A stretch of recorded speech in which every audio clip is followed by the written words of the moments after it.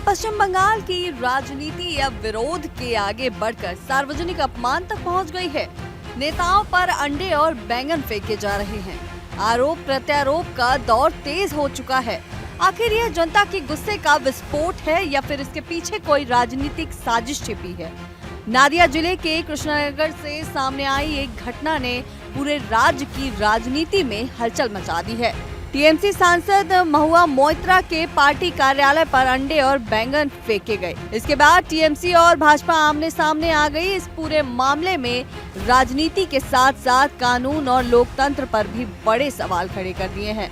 घटना का वीडियो सामने आने के बाद पूरे राज्य में राजनीतिक का माहौल गर्म हो गया है। वहीं टीएमसी और भाजपा एक दूसरे पर गंभीर आरोप लगा रही हैं, जबकि इस मामले ने कानून व्यवस्था और राजनीतिक संस्कृति पर भी नए सवाल खड़े कर दिए हैं। महुआ मोइत्रा ने आरोप लगाया कि यह हमला भाजपा समर्थकों ने किया। उनका यह भी कहना है कि पुलिस और सुरक्षा बल मौके पर मौजूद थे, लेकिन काफी देर तक उपद्रव चलता रहा। किसी ने उसे रोकने की कोशिश भी नहीं की। उन्होंने सोशल मीडिया पर वीडियो साझा करते हुए राज्य पुलिस से कार्रवाई की मांग की है। टीएमसी के वरिष्ठ नेता अभिषेक बनर्जी ने इस घटना की निंदा करते हुए कहा कि विपक्ष लोकतांत्रिक तरीके से मुकाबला करने के बजाय डर और हिंसा का रास्ता अपना रहा है।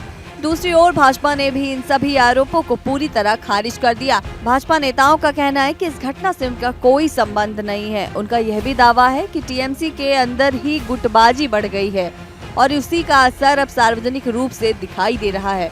भाजपा का यह भी कहना है कि राज्य के कई इलाकों में लोगों के अंदर भ्रष्टाचार, कटमनी और स्थानीय नेताओं के रवैये को लेकर गहरा गुस्सा है।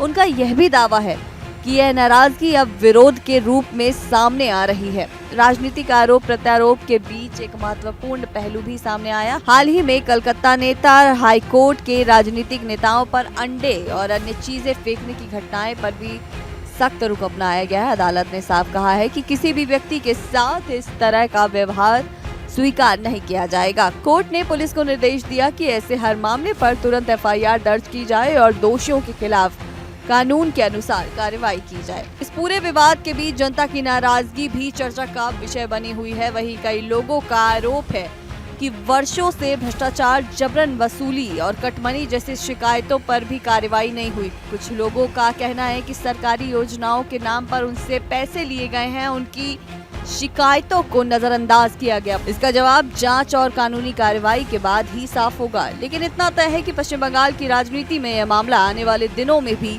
चर्चा का विषय बना रहेगा, क्योंकि दोनों दल इसे अपने अपने तरीके से जनता के सामने रख रहे हैं। फिलहाल इस खबर में इतना ही, लेकिन ऐसी ही राजनीति से जुड़ी हर खबरों की अपडेट के लिए बने रहिए हमारे साथ, देखते रहिए लीडिंग भारत टीवी।